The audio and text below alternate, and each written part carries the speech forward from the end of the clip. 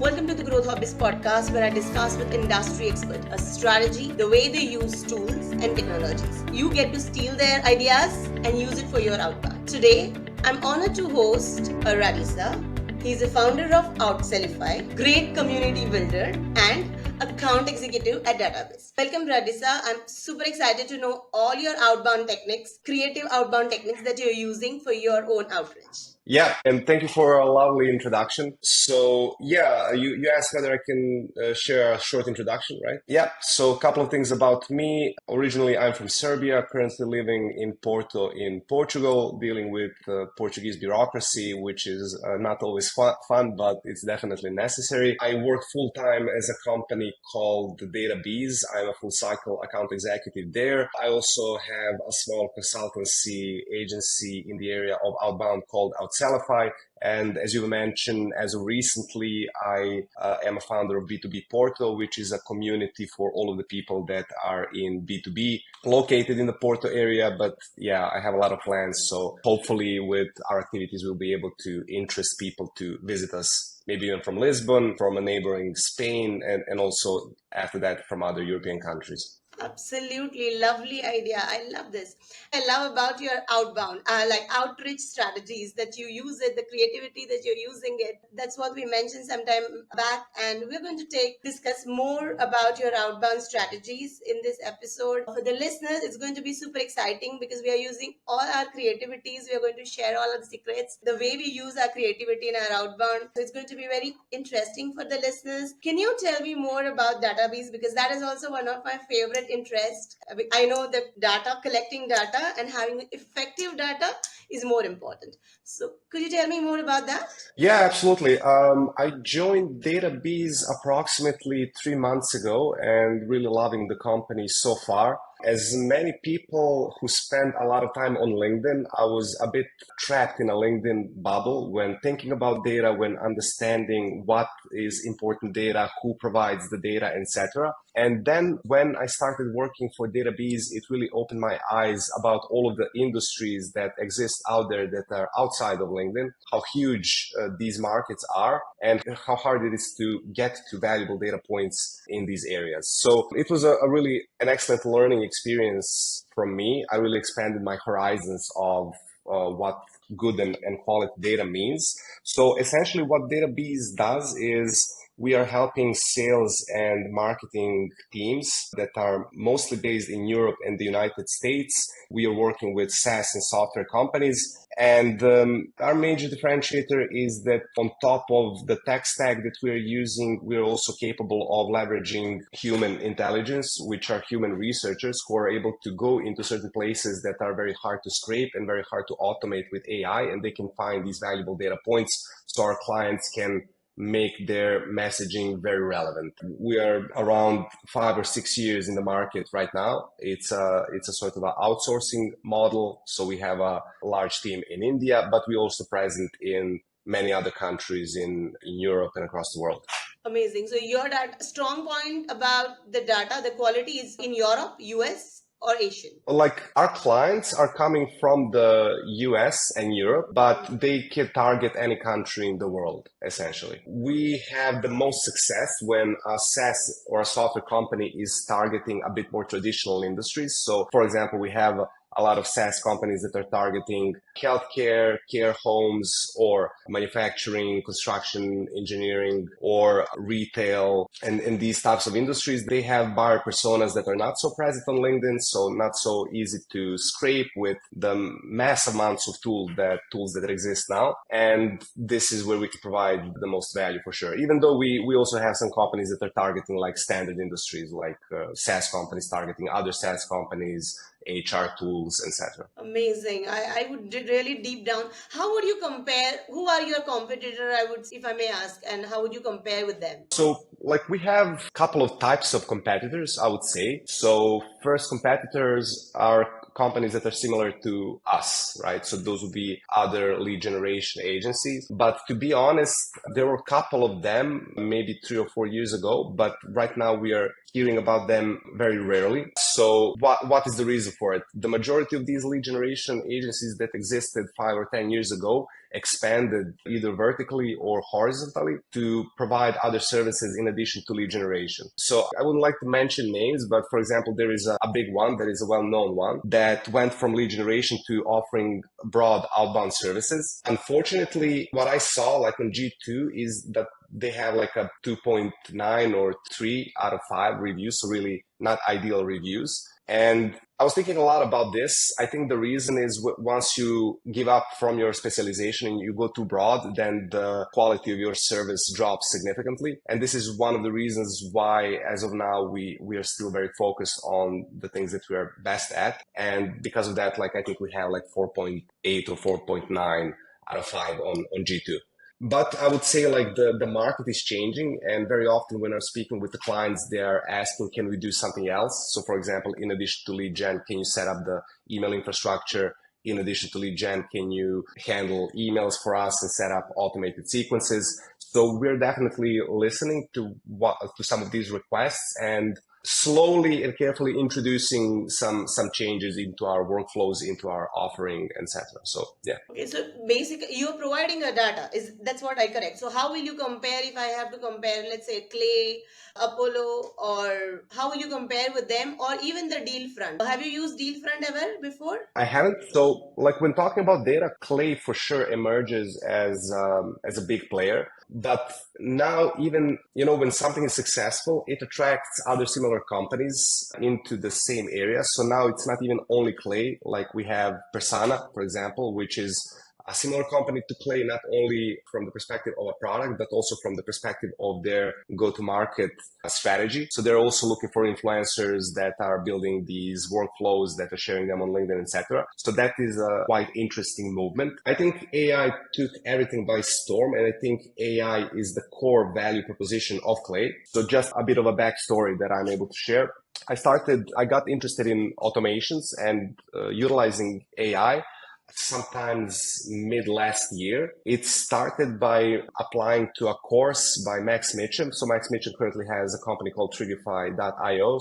At the time, he had an automation course where basically he showed some strategies to people on how to identify sales triggers, how to scrape them on scale, and how to utilize them in your messaging. So even back in the day before Clay, what we used in this course, and then once you learn that in our daily workflows, we used Airtable and certain API connections that we would put in this Airtable. And this is what Clay essentially is. It's a table that allows you to include other providers of data, email verification, or ChatGPT into one place. So they built this very user-friendly ecosystem that everything can be plugged in. But at the end of the day, this is a technology. So it's not so new. It's not so crazy. It's at the end of the day, a table that connects all of these data providers. But for sure, it's there, right? It's very popular. It's very useful. From the Outsellify side, I actually have a partnership deal with Clay, and also because I'm making content for LinkedIn. So from time to time, I will mention certain Clay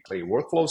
So I've been using it. I know about all of the benefits. While using it, I also learned about some of the downsides, right? So downsides of Clay are related to limitations of OpenAI. Everyone knows the OpenAI hallucinates, and you can read on LinkedIn a lot of executives complaining that they can just notice when email is personalized with AI. So that's one big limitation, that not only will this summary not going to be relevant, but it will also be inaccurate in many situations. So that's one downside of Clay, I would say. And the other is some things are hard to scrape, right? So like if you're scraping job posts and you go to Indeed, when it's the same format, you can scrape all of these things and put it into a table. But if you need to go to like 200 different websites, then you would need to build a scraping automation for every individual website. And this doesn't make sense regarding time and energy that you need to invest. So that's the second limitation. Because of that, in these areas, we usually win clients and they select DataBees instead of Clay, for example. Very often they will come and they will say, we tried Clay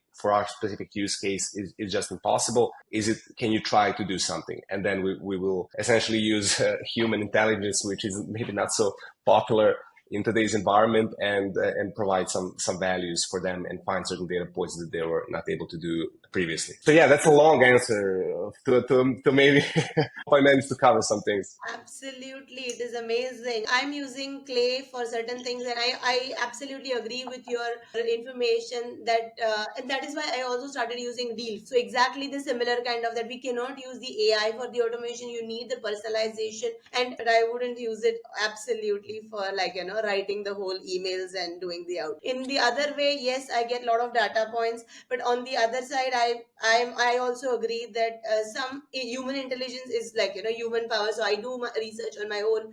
I go to the website. I was doing outbound for software development companies, and I Hmm. wanted to say that on specific project that you have worked for, I'm impressed with that project that you've done. So if I do that kind of outreach, it was becoming even more effective. So instead of sending 50 emails, I would spend only 10 or 15 emails. For me it's fine, but for me the response rate was more than 40%, which is when I do it like 300 emails and I get only Mm. two response. Here I'm spending like half of it I'm doing, but still I'm getting 40% response rate because I've done it more research, I've done more personalized, I've done used multiple touch points. This becomes more useful. Have you used Yeah, any? and I would sorry for interrupting. I think that's a very interesting point. It seems that this is the sentiment from the majority of people that these things just doesn't work. They don't work. Mass sending out of these AI personalized emails that can immediately be caught that they're written by AI don't provide too many replies. And like you said, sometimes it's better to do real research. And I just think that at this point, the battle that needs to be won is proving that you're human. And proving that you're human needs to be done by actions that cannot be done by AI. So these will usually be like something that I like to use is doing a hand-drawn logo of a whiteboard and sending this image to a customer. I will do an audio message. I will do a cold call or warm call, as I like to call them. So someone who previously interacted in a certain way with my outreach, or I will do a video. And yeah, there is some progress in this area. There are some, I don't know, avatars that could be made by AI, but still they're not even close to being as a real human being. So I think this is the direction that Outbound is actually going to go into, because this whole hypothesis of that, like the old ways that SDRs did thing based on the predictable revenue model, where they just sent semi-personalized emails and did cold calls and brought in new business that way. And now it doesn't work because like there isn't so much money on the market because VCs are not investing, etc. So now this proposed new solution with extreme personalization and relevancy and sales triggers, that it should work slowly as the time passes. It's just not working. And when you look at LinkedIn, you would never thought about this, because on LinkedIn everything works. But there are two things on LinkedIn. So some people on LinkedIn will not give right information, right? So they will just give incorrect information, and some people will keep the portion of the truth not revealed. So they will not essentially lie, but they will just give a portion of the facts. So they will say like, with this campaign, I generated $20 million in pipeline. Okay, in pipeline, but how much of that is actually close one?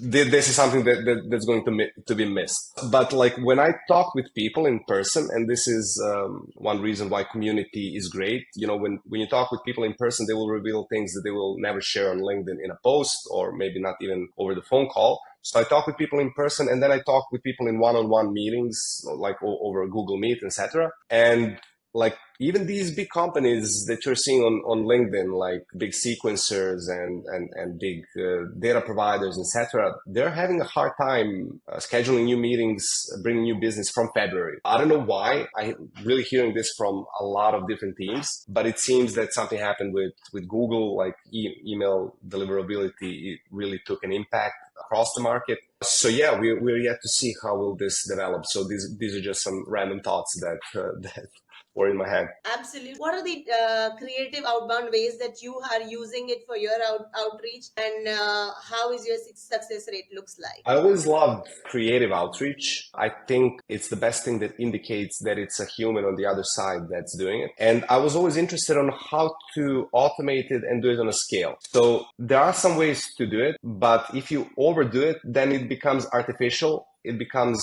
well known. You are over flooding the market. And then again, you will be put into a bucket where the client says, hey, I'm being sold to by this guy. I'm not interested in buying anything. I don't care. So even like years ago, I started by using a Lamlist, and I love Lamlist. I think it's a great tool. You know about it. Good. I'm using Lam. I'm a Lamlist fan. Absolute. Yeah, like I'm using it for years now, and even though there are some concerns where people say, okay, if you like send your selfie with two Starbucks cups and with the prospect name on it, like everyone saw it so far. It's not the case. Only certain portion of the market saw it, but I wouldn't say it's oversaturated.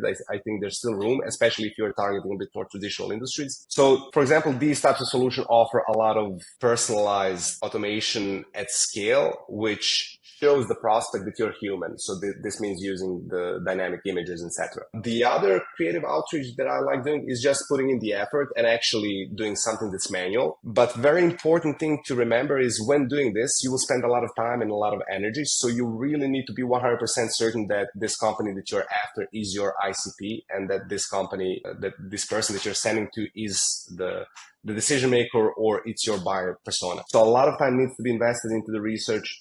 For example, I wouldn't do this effort for any company, but I will do it like if it's a SaaS company from the US that targets hospitals with its platform solution, right? And then if I see that in addition to the research, if I see that they have like more than 50% of salespeople there, and if I see that the majority of these salespeople are based in the United States, well, that's a clear indicator for me that they have a lot of SDRs, account executives that are probably doing a lot of research on top of the databases that they're using, like Apollo, Zoom Info, etc. And then my value proposition is really valuable then, because I can say, hey, I know all of these things about you. I know that we can provide value by taking care of the lead generation for you and allowing your SDRs and account executives to focus on value adding activities. And because of that, I made this hand-drawn drawing of your logo that I'm sending to you as a proof that I did a lot of research. So it has to be time consuming and energy consuming in order to prove a point that, hey, I did this in order for you to understand that I actually did my research. And the results are pretty good. I'm having a lot of conversations and meetings with the clients. Right now, my approach in general starts with LinkedIn. So I will send a connection request. Then I will do sending an image with an audio message. Then I will scrape these prospects with Phantom Buster, and our team will enrich them with emails and phone numbers. Then I will add them to Outreach. And the next step is just to cold call them. I think that's the fastest way. That's the most efficient way. So this is where I'm at for now. Like I'm still developing my approach. The next step after that is maybe going to be one or two very personalized emails that are referencing the previous effort, referencing the LinkedIn message, referencing the call. And after that, it's going to be a video message that's either going to be sent on LinkedIn or on email. And I'm still thinking about which tool to use. Maybe SendSpark. I think SendSpark is quite popular lately because it allows for semi-personalization on a scale with video, which sounds quite exciting. Personalized GIF, or would you like to join for a meeting? So I would write a message and then GIF with the join for a meeting that is I had created. It took some time for me to create it. So I have a lot of comments saying, wow, this is interesting. Like you have created your own GIF. Yeah. To be honest, I love that you showed me that GIF last time. I think it's great, and it's something that I put on my list, and I need to do it. Yeah, because it adds for personalization, it shows effort, and it's just different, right? Another thing that's interesting, I think, in this area of business that we're in is. Now we've talked about some of the creative approaches to outreach, right? And it's interesting and it's fun and it's innovative. What I also started doing is sharing this on LinkedIn as a form of a content. And I really started getting a lot of engagement there because now you're not only easy to remember from the client inbox, but you're taking space on LinkedIn by saying, hey, this is how I treat my potential clients. This is the effort that I'm investing. This is the research that I'm doing. So, all of these people that you've connected with on LinkedIn have a probability of seeing the posts, and you just increase your chances even more because you're being familiar with them. They may notice you. They may remember you. Okay, hey, that's the guy who sent me the LinkedIn message that stood out. Look, he writes about it again. Let me read what he talks about. They may see that a lot of people engage with your posts. So, okay, you have like respect from the community, which is also a good signal. So yeah, I think that's also an interesting perspective of taking that, what's good, what's creative, and sharing that and doing it on a scale. It's a concept that I really like. Okay, I never shared that on a LinkedIn as my post, but this is a great idea. I would use it. What other thing I use it in LinkedIn outreach is like in LinkedIn strategy. So, for example, if I'm targeting company and I'm doing a research about that, I will create I had created a post about that company that I was doing a research, and this is what I liked about it, and I was tagging that company, and that got little attraction, and I got like great response. Like, there was a one client, she liked the post, and the founder immediately started talking to me that yes, I'm interested, let's talk and let's have a each e-meet. There Oh, was that's no amazing. sales pitch. So what I did, I just researched about the company, and whatever I liked about it, this is what I found the good quality about it. I made a post around it, simple post, no pitch, nothing. I want to ask you, when you do some video, or when you attach a video or some creative images, does the deliverability affect in the outbound? I avoid to send it in the email. Mostly I send it through LinkedIn. And if I send it in the email, I try not to do it in the first email. So yeah, like some of the recommendations is just to avoid anything that can hinder deliverability. So like links, images, videos, etc. And I agree with that recommendation because the rules are so strict now, and it's so hard to land in the primary inbox that you really need to trust any type of advice and to try anything for you to avoid issues. So that's a good point. I have another question. Now let's talk about the number. How many emails would you send at go? 300, 200, or you would do more research in a day, and you would send less emails but more personalized research. So how does that impacted your outreach? Right now, okay, so like for example, what we do in DataBees, we have two approaches. One approach is run by our sales ops team, and we are doing mass email at scale, but very relevant, right? So we will have our research team go through our ICP and find valuable data points like changes, open job posts, things in those open job posts, summarizing certain sentences, mentioning them in the email. So the markets that they're targeting, mentioning their competitor, mentioning their superior colleague, etc. So we have all of these data points that we're using that can be leveraged in the emails, and then we do all of the stuff that's the best industry practice, like using spin text in order to avoid email triggers, using conditional sentences. So for example, if we have a certain data point, we'll put one sentence. If we don't have it, we'll put another sentence. So this is run by our team. So like I would know how to do all of these things, like as a like my own outreach as a one-man soldier. I would probably use some sort of automation, or either leverage like OpenAI or Bardeen or Clay, or use our internal researchers. And then I would send this out, but I wanted to avoid that, to avoid duplicating the effort, different teams and people doing the same thing essentially. So I wanted to specialize in this personalized approach that covers less companies and less deals, but covers them much better. So this is my main focus. I had one campaign that was specifically focused on open job posts, but on the email, it didn't provide it too good of a result. So just put it into this personalized approach that I currently have, and immediately it had much better results. So that's my approach. I try to max out the number of LinkedIn connections. So I will basically add 140 people on a weekly level. I will send them the personalized message with an audio message and an image, and I will call them over the phone. So yeah, like I have to reiterate again, it's very important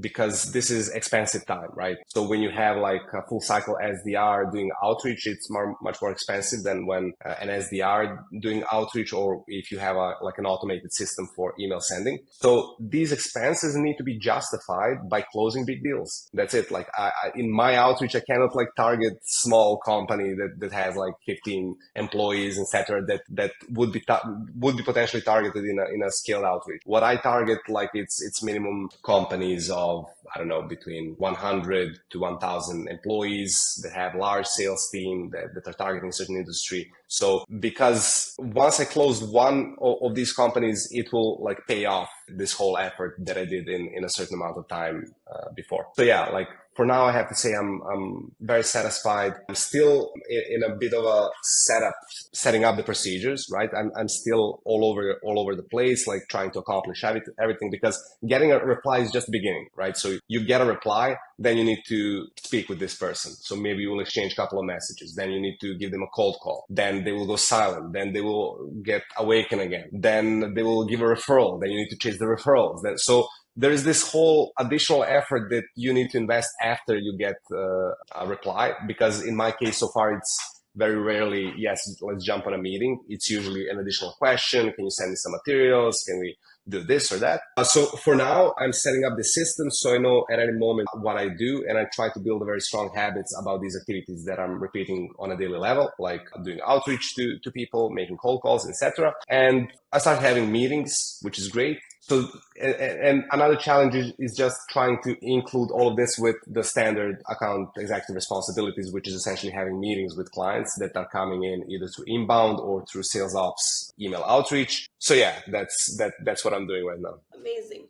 One another idea, if you like, one other thing that we had done in my past campaign, in my past organization, I would like, I would add here that understanding the ICP is not about only like, one person. So instead, a team and their jobs to be done. So I was doing an outreach for myself and yesterday, and then I realized, okay, let's not. He was not interested too much. He answered, he replied, but we don't want to give out lot of information in just couple of messages exchange, right? So then adding, okay, what is he doing additionally, and not everybody can take a decision or give the answer. So what I do is I do a in one company there is a AE, there is a decision maker, then there is a salesperson, there is a marketer, depending on the product that I am selling, the who is a user. So the basically what I do is decision maker, a CEO, he would never care about like the processes, how deeply your process is. He would care the numbers. So I do not talk much about the processes to him, but I would just say the numbers. But when if I'm targeting in, I create an internal, I would say, champion within the company who would speak for myself, for my company or my organization, something like this. The marketeer, I'm selling a martech product, I would influence the marketeer and help him how my martech product help him achieve his business goals, so that he could use that in his within the company. Because and he says that, hey, if we use this particular tool, it will help us more, like it will help us. So he might my words for him, and within the community, within their team, and internally they can talk. That has always helped me. So building a champion within the company has always helped me if I'm selling a high ticket product and when I'm talking with a bigger company. So I normally target a user. I understand the user, a person who's actually going to use my service. And if it is because we were selling some technology guys or something we need, so more CTOs are more interested whether it is GDPR compliances. If I'm talking Mm. about database, so is this a GDPR compliances? He's more care about it. How conveniently or effectively it will integrate with my existing tool. Is it going to cost me more? So cost might be for the CEOs. He wouldn't really care much about the cost saving, but he would more care about his business point of view and his business objectives. Right now you wouldn't care about filling out other things or financial thing, because that is somebody else's job, but your job is to do your outreach more effective and get the meeting booked and get that client acquired is more priority. So if I give you some tips for you along that lines, you would be more interested in talking to me. If I talk about you on the finance, you would really does not care to you, because that doesn't matter. And then my ideas and my outreach, or my idea, my expertise, you will internally speak within the community, within your organization, talking to this girl, or talking, they're taking this particular out, like, tool, or maybe their service is more effective for my job, to, like, to reduce our job. And they, so having a champion within that company for you will always help. And for me, creating ICP is not just about understanding one person in the organization, but understanding a different people, their job roles, and reaching out to each of them for their understanding their prospect, and then targeting them. A little complicated, but, like, it takes time, but you get more Yeah. clarity. If you're selling a high ticket product, it helps a lot. Yeah, just quickly to jump in that because it's an excellent topic. I totally agree with that. And like my definition of ICP, when I say ICP, I usually refer to a company, right? Ideal customer profile, it's like a company. And then when I say buyer persona, I think about like whether it's a technical user, or it will be an economic buyer, or it will be a champion, etc. So I'm thinking about these roles, but I know different teams will have different names. Yeah. So that's totally accurate, and it's not only during the pre-sales process and during the outreach process. This is the case even during the sales process after the first meeting. In the past company that I worked for, I spent there for 3 years. It was a SaaS company. We were also targeting mostly US. I was lucky enough to work with a lot of inbound deals. So we really had good marketing and we had an organic demand for this solution. So I was having a lot of meetings with clients, right? So one thing that I learned is that when someone comes to a meeting, it will usually be a technical buyer. In our case, it was an IT guy who is probably doing research and comparing four similar vendors. And he's just having an Excel list and typing in, okay, this vendor has this feature, the other vendor has that feature, etc. This is how I learned in a hard way, because I made a lot of mistakes by relying only on this person that came through inbound. And I was thinking, hey, we had such a great communication. He loved our solution. He will probably purchase it. And then after that, they would just disappear. And in 2 or 3 weeks, they will let me know, hey, sorry, we decided for another vendor. Those are the best situations when you learn things in that way, because after a couple of those examples, what I did for me and for my team, because at the time I was a team lead, I insisted for immediately after the first meeting to expand the network. It doesn't even need to be an immediate sales pitch while expanding the network. For example, we would immediately send an email to a CEO after the meeting with this technical person, stating just the fact that we met with their team member, that we've talked about a couple of topics that are of interest to their company, that we are aware of certain pains that they're trying to resolve, and that we identified 3 main areas that our solution can help them in that pain resolution. And that's it. So sometimes the CEO would reply, sometimes they wouldn't, but it's a beginning of building a relationship with the CEO or with another stakeholder. And people overthink this because they usually think, hey, I'm going over the head of this person that I just talked about. They will think I'm rude. I should keep them as a centralized source of information, etc. And I never received that. So once I started doing all of these things, never did this initial person said, hey, why are you reaching out to my CEO? Don't do that, etc. Maybe like 1 in 200 examples, but it's really rare. And even if that happens, it's just, okay, sorry, I just wanted to get to know your other team members. Also, it's fine. Let's keep the communication centralized with you. So I think that's very important in the pre-sales and in the sales process. And then another very quickly interesting topic that I think you mentioned, but this can be also expanded to an industry level.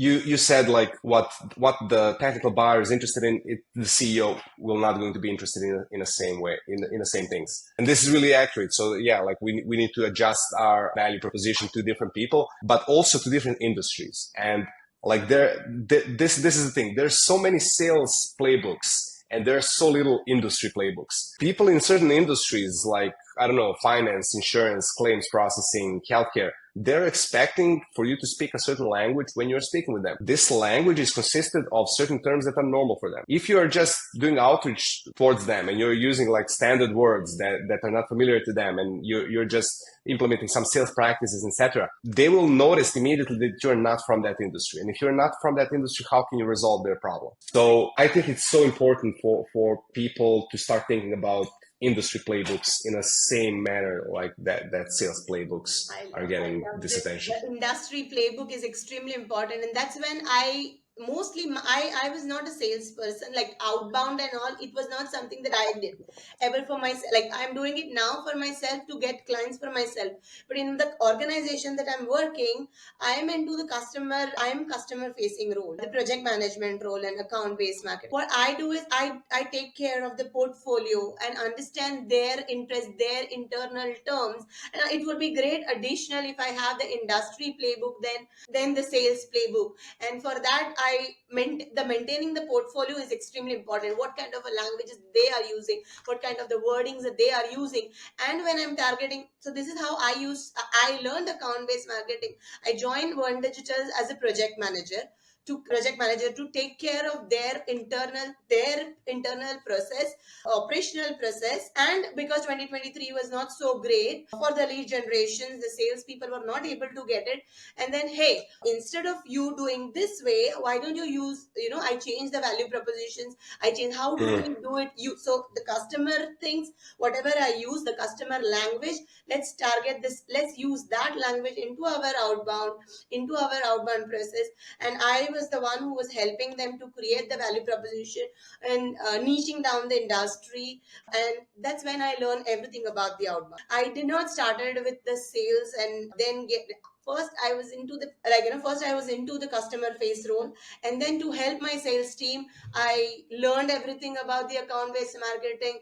I learned about everything about the outbound. And when you talk a lot with the sales people, when you talk a lot with the customers, you learn almost everything, right? Yeah, yeah, absolutely. And like you have to know your industry, right? And that's why like when I would do consultancy throughout Sellify, like outbound consultancy, when I start talking with the SaaS company and I ask them, okay, what do you do? And they tell me we can do everything. That's the scariest thing that you can hear, essentially.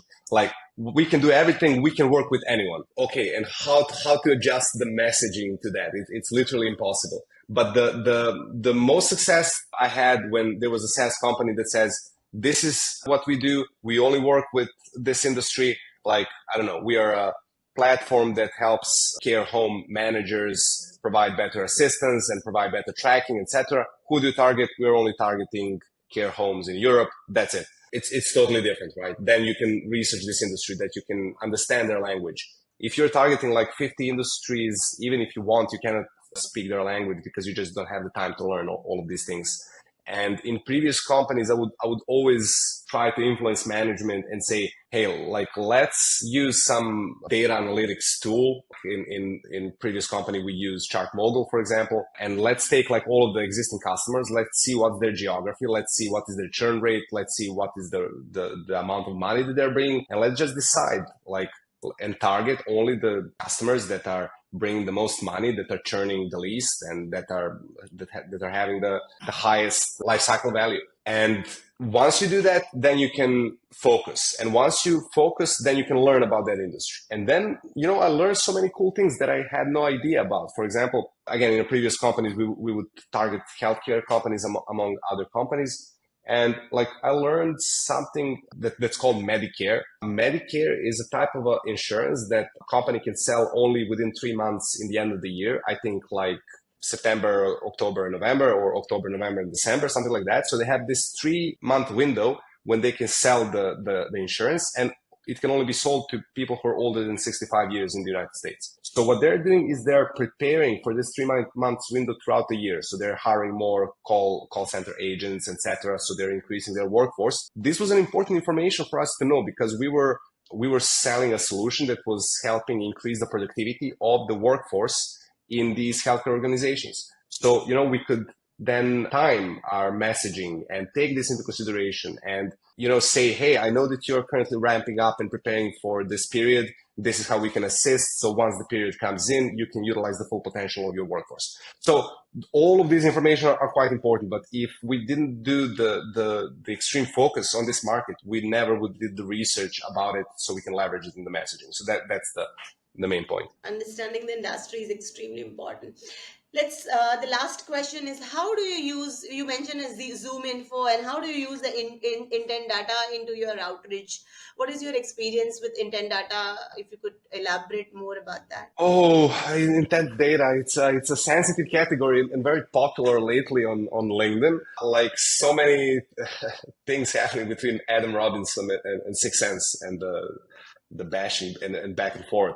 So, but yeah, like I had a chance to use a couple of data providers regarding the intent data. It was also in the previous company. For us, it didn't turn out too well. It actually had some negative consequences on the sales team because what intent data showed us is that certain individuals from certain companies are visiting our website and that's it. We had to do everything else. So sometimes it would be like someone from Teleperformance visited your website and Teleperformance has 300,000 employees. So, okay. So at this point, it becomes like a totally cold outreach. A negative aspect of this is that it totally messed up the incentive or of our outbound SDRs because they would immediately start chasing these companies that came through intent because they knew they have the highest probability of scheduling a meeting with them. But these were actually very often inbound leads because it was just a matter of timing. Like if the SDR would call them before they would fill in the form on the website and became inbound, which was their original intent. But if the SDR came in this short time window and they give them a call, it would be like counted as outbound. But is that actually outbound? I don't think so. And then we had like this chain reaction where now account executives needed to go on meetings with some small companies that are not our ideal customer profile, and they wasted time. So it really turned out to be a bad situation. We had, and you know, in a bit larger company now, you have to have a lot of conversations. You need to prove things in order to introduce a change. You need to gather data. So it took a lot of our time and energy to fix this. The way that we fixed it is just we became very strict with what we consider our ICP, and if it doesn't fall into this category, then the SDR didn't have the right to spend time on chasing these leads. So they would just be left alone, or they would go into an inbound on themselves. So yeah, that's regarding this provider that we didn't have too much luck with in the previous company. I don't know what are your experiences on this topic? Every coin has a positive and negative, like, everything in marketing, sales, or with the customer research. For me, I also had a good, good results with intent data. I also had a bad, where I completely agree that any random person visiting to your website, he cannot be your target audience. He could be your competitor, maybe, right? So Yeah. yeah, that is even more Or harmful. just doing research, for Yeah, example, so like he he's was not just doing interested in research buying. or copying your content, maybe. So using the intent data effectively is more wise things to do, I would rather say. We were using intent data, for example, I was there's intent data for kind of use mention. So if somebody is mentioning specific keyword, the intent data was able to, Zoom Info is able to provide that, okay, ERP solution, we are selling ERP solution. So those kind of a relevant industry, relevant words, whoever is searching, their information we get, that somebody is looking for such information, and using that detail, their companies, and then doing the outbound for them. That way, intent data was helping me a lot. So mention.com, or also mentioning our competitor. So if somebody is mentioning our competitor, we would target them, that okay, we would do more research around that, okay, let's do more research around that, if that is a fitting to our ICP or not. And if that, yes, then probably pass it on to the salespeople, and then they would reach out that this was, you're looking for something similar, and this is how I could give you. So for that, Interesting. intent data was used. Yeah, so to be honest, like I value much more sales triggers than intent data, like looking at certain movements in the market and market indicators that can show us that a certain company will soon be in need in a service like ours. I think that's much better because it still gives you the control to choose your ICP and choose the people that you're targeting, but then look at certain events that can happen. And you know, there's so many of them. It can be like a job change, it can be an investment round, open job posts where you can see what they're looking for and you can determine what is the direction they're heading at. It can be like, I don't know, scraping green, no, what's the employee review website? I didn't know about that. Glassdoor, sorry. Yeah, Yeah, scraping the Glassdoor reviews from employees, scraping the reviews on Yelp. there is a lot of them making Google alerts that state a certain company and news about them. And yeah, so somehow I'm more confident that this will increase the relevancy than the intent data, which can be so hard to determine, and it can be broad and or it can be like just for unrelevant companies. So yeah, like my subjective feeling is that whenever I hear about intent data, people are not too happy, but these companies are developing and they're being very successful. So to be honest, not sure what's going on there. Like, are they receiving like some VC money and they are providing some value, but not totally? I don't know. I would like to ask you, have you used LinkedIn as a team members? For example, LinkedIn, how do you use LinkedIn within the organization and targeting a specific account or a specific client as a team? Have you tried using like that? Oh, very interesting. One thing that's great about DataBees is that we are approaching LinkedIn as a team, mostly from the content perspective. It's something that in the previous company, I was a one-man soldier, just some crazy guy that writes something on LinkedIn.